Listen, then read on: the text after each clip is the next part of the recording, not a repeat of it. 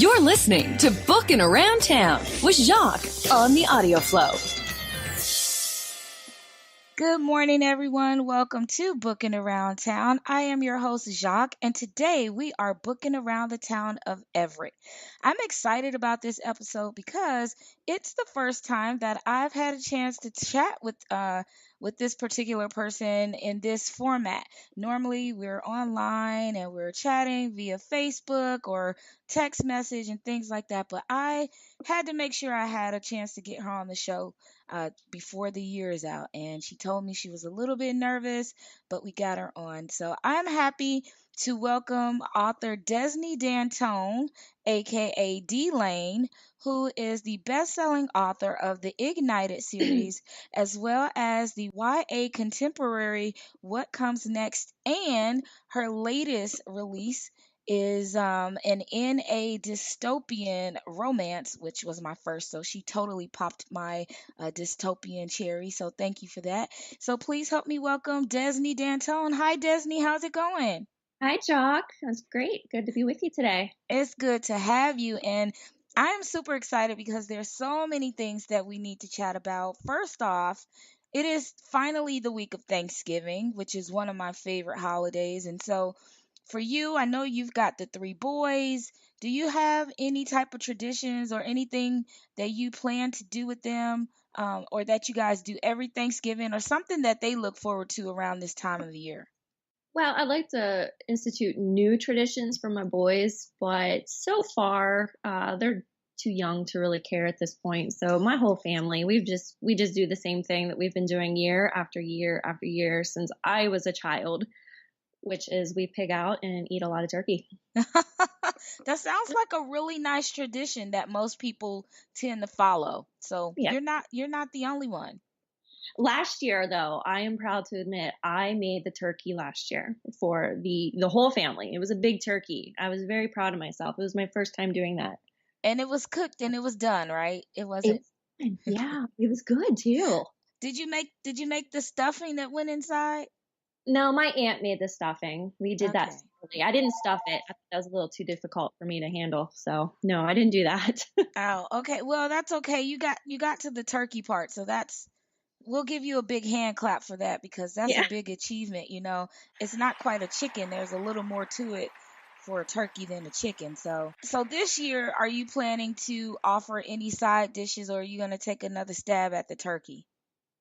I think I'm going to take another stab at the turkey. And I also found, and this looks so delicious, a recipe for apple dumplings that I found Oh, online. Oh my God, it looks so good. And I'm going to make those for dessert.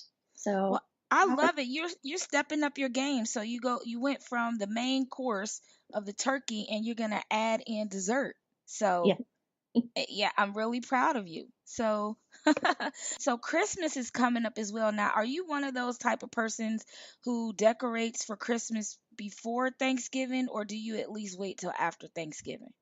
Look, I got three boys, and if I put decorations up too early, it's going to look like madhouse around here. So no, unfortunately, I don't really get to do that. I would probably like to because I love Christmas. I really Mhm. do. But my kids are obsessed with the Christmas tree and the light bulbs and everything that goes on it, and it's just not pretty and it's too stressful for me. So I usually don't do it until maybe about a week or two before Christmas now.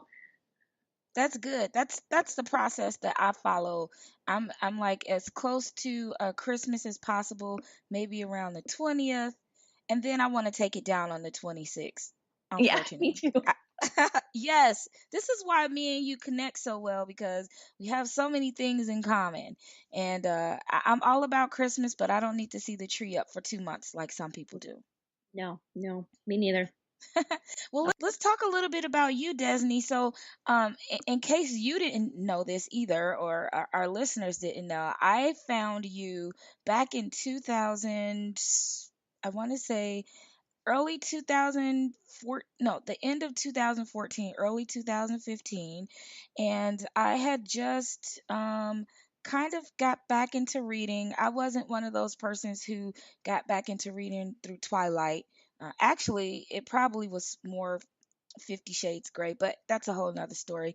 And so I decided I wanted to read a couple YA novels, and I read the Hush Hush Saga by Becca Fitzpatrick, and then it says recommended.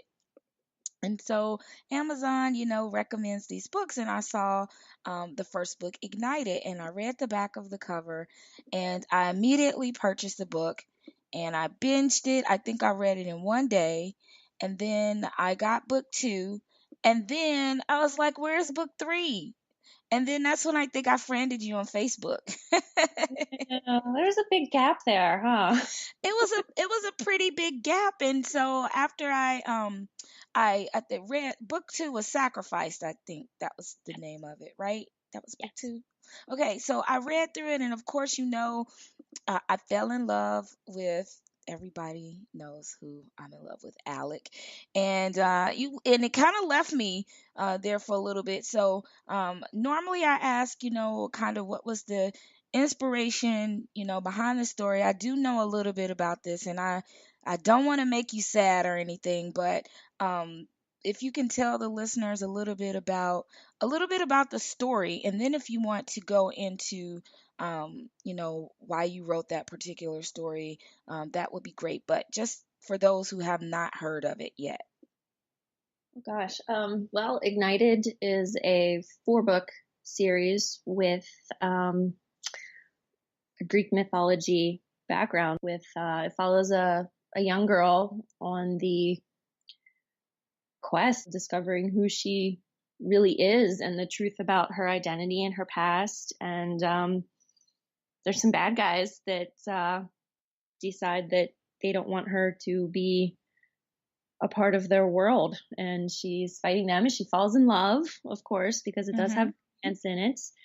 And there is that love triangle a little bit in there. I don't think, some readers have said that the love triangle in Ignited isn't as bad as in some other books. I don't know if you agree or not, but I think it's pretty obvious early on who the main guy is going to be. I don't But know. I was really, and I don't want to tell. I mean, you know, you had your heart set on on the other guy. You and a couple other people. we did. We were like, clearly you're gonna fix this, Desni, and it's really just going to come back to where we want it to go. And you're like, nope, it's not. And No. sad face. Well, in all honesty, when I first started it, I had a clear image in my head of where Chris, the main character, was going to end up, and it was with a particular fellow. Hmm. And then this other guy comes along, and he literally takes over my story, He and did. I could not get Alec out of my head. So he had a story that he wanted to be a bigger part of, and he ended up being a bigger part than what I anticipated. Hmm. So I think that's where the love that a lot of readers have for him comes from, is that he really works on you, and he really gets under your skin. He gets into you. I think it's the way you wrote his personality is, okay, so I don't think this is a spoiler or anything, but Alec is kind of, he has this bad boy swag type thing to him. And a lot of us are kind of attracted to that, at least in our books. And so you wrote him in such a way where it was just like, oh man, Alec is the guy. And then you progress through the story and through the series, and you really see their relationship kind of evolve into some other things. And then at the end you're still pulling for, I mean, you're still like, well, what about Alec? And so that was kind of me, with you for the last couple years. What about No, it? don't say. I know, and I know that you're working on some things, and we'll get to that later. But when you were writing the Ignited series, did you feel, or did you have any idea about how successful you thought it would be, and how you would kind of, really attract so many readers to your characters, or were you just kind of writing and not really sure if it was going to become this thing? I think every writer has this wild dream of hitting it big and making it big and becoming a huge success. But when I was writing it wasn't anything about that. It was, I had a story that I really wanted to tell. So and it was in me, and I couldn't sleep at night. I had to get this story out. And afterwards, I was really just excited when my family and some friends were emailing me saying, "Hey, I read your book and it was really cool. I really liked it, and I'm going to tell my friends about it." I thought that was awesome. And then I started getting emails from people that I didn't know. Um, Mm-hmm. People were messaging me saying, "Hey, I'm from Australia, and I read your Ignited series and I love it." And I was just completely floored, that other people were finding it and reading it and actually liking it. And that was actually the coolest part for me. And not only that, they were Yeah. all across the globe. So it wasn't just, in the United States. Internationally, you became this name. And I think that's why I found you on Facebook, because I was like, well, when is the next book? I probably was one of those persons that was writing you saying, well, when is this next book coming out? And then, of course, we know life happens, and I think you had the twins, and so it was kind of, this waiting game. But you came back and you completed the series, and it ended well. But then it kind of gave us a little segue, maybe later on, for my favorite character, Alec, to come back and have his own story. So, what's going on with Alec in your head right now, Desni? Alec's a pretty strong voice in my head right now. He went away for a while after I finished the Ignited series. I had the idea of, I'm gonna finish Alec's story because his story wasn't complete yet. Mm-hmm. I had finished Chris's story and Nathan's story, but Alec still had something that needed to be told. Mm-hmm. And I wanted to tell it, but he wasn't talking to me. And I had other characters that were talking to me, so I kind of went in a different direction for a little while, and now he's back, and Yes. he's getting kind of impatient. So I I, love you, Alec. I'm working on it. I've got about one chapter of the first book finished, and a lot of notes that Oh. I've We got to. like it. We like it. But during your off time when Alec wasn't talking to you, you had some other books that came in. So I know you wrote What Comes Next, which was your YA contemporary romance, which is totally different from your paranormal. And so what was kind of your thoughts behind writing that book? Well, this book is actually something that I wrote. Gosh, I think it sat on my computer for 14 years, I believe. I started it a really long time ago and put it away because I didn't think I could do it, and life happened and it just got in the way. And after I finished the Ignited series and I realized I could actually write and finish a book, I decided I wanted to go back and give this one another shot. And it flowed, and I actually finished it. And it's a lot different, though. It is very, very, very different from the Ignited series in pretty much every way. It's all contemporary. And it's so funny. I read reviews about it, and what I find a lot of people said is that uh, the way you craft your stories is that they wouldn't even be able to tell that you were the same author. And I think that's such a wonderful gift to have, that you can write in multiple genres. And it seems like, it's you writing as a, I don't want to say as a totally different person, but you understand the concept of, writing YA paranormal versus writing YA contemporary. And then you decided, I don't want to do YA anymore, and you kind of moved along to new adult. And this is what makes me happy too. So you move along to new adult and you change your name, sort of, Yeah. and write under a pen name. Now, what made you decide that you wanted to go that route with the pen name? Because I know that's one of the things that a lot of authors kind of struggle with when they've already established a name for themselves with one particular genre and then decide that they want to write something else. And it's, do I keep the same name or do I go with a pen name? So, what was kind of your thought processes behind going ahead and choosing to write under a pen name? Well, like I kind of mentioned earlier, when I first wrote the Ignited series, I really didn't expect anything to come of it. So I just published it under my real name. I didn't know any different. And then I kind of started thinking, well, everybody else has pen names. Maybe I should have done that.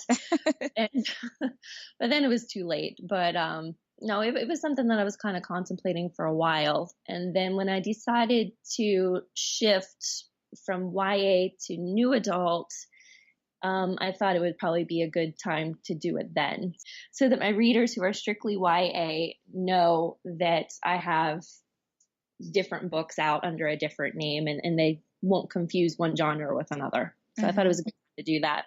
Yeah, and so you gave us the Apocalypse Assassins, and book one was marked, and you introduce us to these new characters and this whole different take on the apocalypse. And of course, I fell in love with Dylan because he sort of reminds me of an Alec, but a little bit different. And of course, he's a little bit older. And so these were the characters that were talking to you. So what's the thing with dystopian? Is that something that you normally enjoy, reading or watching in your leisure time, or did you just have a dream about it, or what kind of was the thing that said, okay, I have to write this book, these Yeah, books? it literally it was an idea that just kind of popped in my head one day. I don't even remember what I was doing or how it came to be, but I just it started as a little thought about apocalypse and being in love with someone, and having all this horrible end of the world crap happening, but there's a romance at the center of it, and that it just blossomed from there, and I couldn't walk away from it until I saw it through. And now, are you a big horror person? Because there are some parts in there, and I know I wrote you, and I was like, oh man, that was kind of gross. Or some parts I made sure I read during the daytime. I know I'm a big chicken, but are you big into horror? And are you a like zombie Walking Dead type person?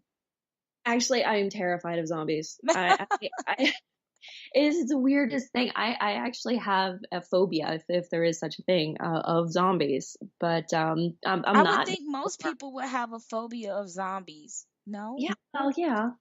I would think so too. Some people laugh at me, but I think it's a very good thing to be afraid of.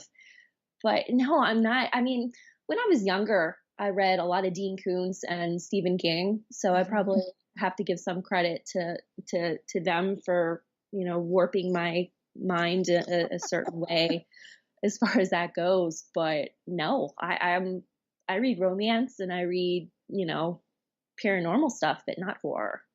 Yeah. That kind of surprised me myself. So Yeah, I mean, it was done so well. Like I said, um, it was my first kind of dystopian apocalyptic book that I've ever read. And the characters, they just, I don't know, they kind of got under my skin and my head and my heart, and I fell in love with them. And there's so much to be said about this particular series. And so I know books one and two are currently out, so we've got marked and we've got tagged. And so when can we expect book three to hit Amazon? I would say probably mid-December at this point. I am finishing it up right now as we speak. I have maybe a few hundred words left, Oh, and it's done. that's awesome. So Yeah. can you give us a teaser? You have any teasers for us? not with No teasers, everybody. You can join her Facebook group. Maybe you'll have some in there, right? Yes, Maybe. I do have teasers there. Yes. Okay. All right. So do we know, can we tell what the third book, do we do a cover reveal on that yet?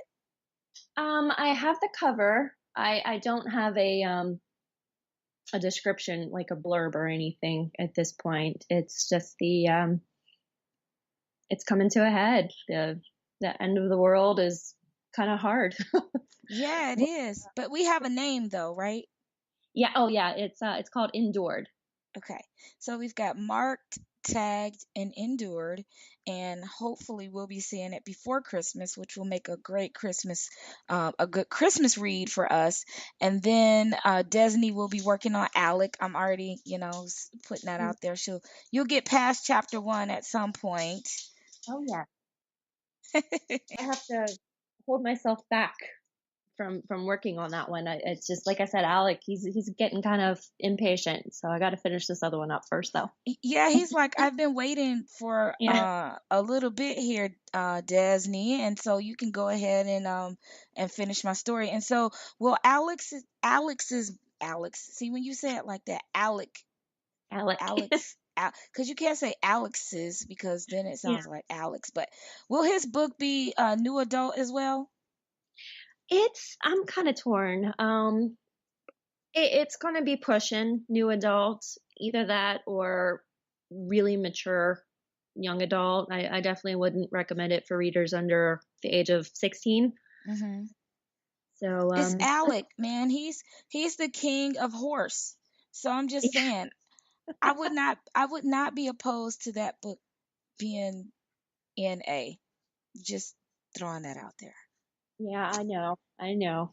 But I've got a lot of young adult readers who are kind of looking forward to it. So I kind of have to walk that line a little bit. I don't know. I got to Okay. find a way to make everybody happy. Okay. Did you hear my sigh? Yes. It was kind of big. I'm sorry. Maybe I Okay. can do a new adult version and a young adult version. See, that would be nice. I Yeah. would I would not be opposed to that either. It sounds like double work, but Yeah. you can do it. I'm so sorry. All right, so after the third book in the Apocalypse Assassins book is completed, um we're going to be working on the next series. We don't have a title yet, but I do want to talk about audio because the Apocalypse Assassins series is going to audio. I am really super excited about that. How excited are you about that, Desni? Oh, I'm stoked. I'm looking forward to this. Really, really looking forward to this one. Yeah, because it's such a great book, and the narrators who are going to handle the series are great. I love both of them. I think they're going to do a great job bringing this story to life. And plus, I'm excited to see how Amy is going to portray Maria because Maria is that side character. She's really snarky, and I want to make sure I can feel Maria's snark. Yeah, Maria does have some snark. She's some people don't like her. You're one of the Really? few who actually like her. Why? I I like. I guess I wrote her too bitchy. I don't. Can I say bitchy? I Is guess I it wrote her. yes? Okay. But really, it fits her character. It fits kind of, if we think about what she looks like, it kind of goes. And so you need that person that's kind of the opposite of the other female characters in the book. And she kind of just has her own thing. And I don't want to tell anybody anymore, but I'm a big fan of secondary characters in case people didn't know that. So I'm always like, oh, what about this person like Jake? I want to know what's going to happen with Jake. I don't know if Jake's going to have a story. And so I just feel like I don't know what's going to happen. Can you tell me anything? I'm desperate. I've got some plans for Jake. Okay, Jake, good. yeah, I love my secondary characters too. They really kind of grow on me. And Jake is a sweetheart as the I guess the best man to the main character, Uh-huh. Dill. But yeah, I've got something planned for Jake, and Okay, good. you'll That see. feel That safe. makes me feel better. Now, did you have any inspiration as to how you decided to write your characters or what you described them to look like? Did you have kind of, pictures that helped you say, oh, I want him to look like this, or I want this character to be like this, somebody I know a little bit of this person? Or do you kind of just let the characters develop themselves in your head? Yeah, they develop in their head. Some authors create characters based off of people that they know in real life, and I can't. I've never been able to do that. My characters are 100% imagination. Now names I get from people I know. Every name in my books are named after somebody that I do know, but the characters aren't the people that I know. Don't get Hmm. that confused. But when I come up with names, it's always somebody that I know. It's funny like that. Well, I'm always one to offer out my name. I know it's a little bit. You can chop some of the letters off if you want. You can even use my middle name, which is Michelle. I'm okay with that too. So, you know, if Alec needs a love interest, I can just pitch the name Michelle, and nobody will ever know that it's me.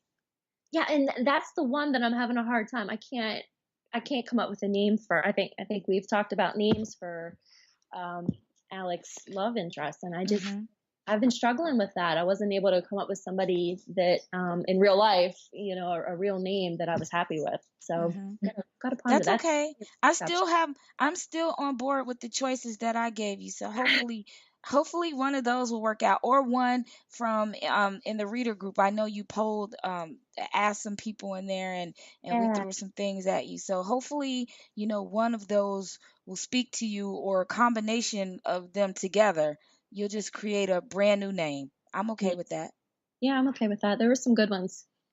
Yeah, Like, that's always fun, I think, is naming the characters. But obviously, I guess it's not if it's kind of taking you a minute. So, what's behind the name? What kind of things do you need to help you kind of feel it? How do you know when you feel the name? I have to be able to visualize the character. I'm a very visual writer, Hmm. and if I can't picture something happening in my head, it's harder for me to type it out. So if I can't picture Alec talking to this particular character, I can't visualize her face, then I can't really or I can't really work her name in there with her face. I don't know. It's hard to explain. No, I understand because they have to call her by this name in the book, and it has to fit. I guess Yes. that's what you're saying. So Yeah. yeah, she can't be, and I don't want to, she can't be like Broomhilda or something, Yeah. because that wouldn't work. It just doesn't fit, and I Oh, can't see my but man Alec hang, no, hanging out with a Broomy or Hilda or something. Just no, doesn't work. no, not our Alec. Not our Alec. All right, so I'm glad that your schedule is it's kind of slowing down just a little bit as the year is coming to an end. So have you got any plans in mind for you to kind of relax once your schedule slows down a little bit? Anything you like to do to kind of refocus yourself or rebalance yourself when you're not writing? I read. I always reward myself after I finish a book. I always reward myself with a few days of reading just to kind of clear my mind before I start another project. So I need a really good recommendation for some books to read. Okay. That Yes. sounds great. So, what kind of books do you like to read so we can get you some recommendations? It always has to have romance. I have to have romance in anything that I read. It could be anywhere from like a young adult romance to I don't read erotica, but I can read some pretty heavy romance, but just Heavy romance, not erotica. not full blown erotica, but anywhere in between, I'm good. Okay, in between erotica and heavy romance. That's a nice place to be, I think. No, young adult and erotica. They're like on two different ends of the spectrum. They really are, but I'm pretty flexible when it comes to that. And it can be contemporary, it can be fantasy, it can be paranormal. I read just about anything. Okay, well, I'm gonna have some recommendations for you. I just recently got into gargoyles, and I am a huge fan of Randy Cooley Wilson, and I think you should check out her series. The first one is the Revelation series, and then the second series is called the Protector, the Protector series, or the Guardian Protector. I know I'm messing that up, Aunt Randy. I'm sorry, but you've got to read both of those. And then there's another series that she writes called The Dark Souls. I think you Hmm, like them. that sounds interesting. Yeah, that's my recommendation for you today. Okay, all right. You're not And the person who has suggested gargoyles, so I think I might have to look into this. yes, you should definitely look into it. And then I know there was a book that you and I was supposed to get on board with. It was paper something. Yep, I haven't heard anything back about that. Okay, so I bought it on audio. So I'm gonna binge audio the books, and then we'll get together and we'll do another podcast to discuss it. How about that? Yes, that's a good series. Okay, I'm all on top of it. Speaking of, now have you heard? Are you into the reverse harem books? I have yet to check out Reverse Harem book, but I'm hearing that they're all the rage right now. That's what I hear too, and I've been trying to understand what the difference is between a reverse harem book and polyamory. And so, the verdict's still out on that. I need Probably a to do pretty more fine research. line. I know, and I'm like, a reverse harem book and YA just feels weird, but Yeah, maybe I'm not understanding it fully. I like I said, I haven't read one yet, so I'm not sure exactly how they work or how they do them. But I don't know. I might have to check one of those out one of these days too. Yeah, we'll have to do that because Jane Washington and James and Eve wrote a series, Curse of the Gods, I think, and theirs is reverse harem. So maybe you and I can read that, and we'll circle back, and then we'll know what the buzz is all about. Yeah, I need to figure it out. Yeah, we need to figure it out. But in the meantime, I will be waiting for book three in the Apocalypse Assassin series trilogy, and I'll be waiting for it on audio. I don't know when it's coming out, but I will be stalking your Facebook page, the group page, probably Audible's page, waiting for them to give me an update when that drops on audio. And also, I will be looking forward to book three sometime in hopefully December, and also all things Alec at some Mhm. point next year. So, you're gonna keep me busy, Desni. I swear. Going to be a busy year. It I is hope. gonna. It is going to be a busy year. And on that note, so next year, are you doing any book signings or any traveling that we should know of? I don't have anything planned right now. It's really difficult with my kids to try and make long-term Hmm. arrangements. So I don't have anything to tell you about right now. I wish I did. Not yet, but how can we find out what's going on with you? What's the happenings? How can we follow you on either social media or online? Well, I am online. My website is www.desnidantone.com, which is where I make most of my announcements regarding upcoming books and book signings. I would announce there as well as on Twitter at @dantone, and on Facebook you can find me at Ignited Books. And I also have a readers group called Dantone's Elite Squad.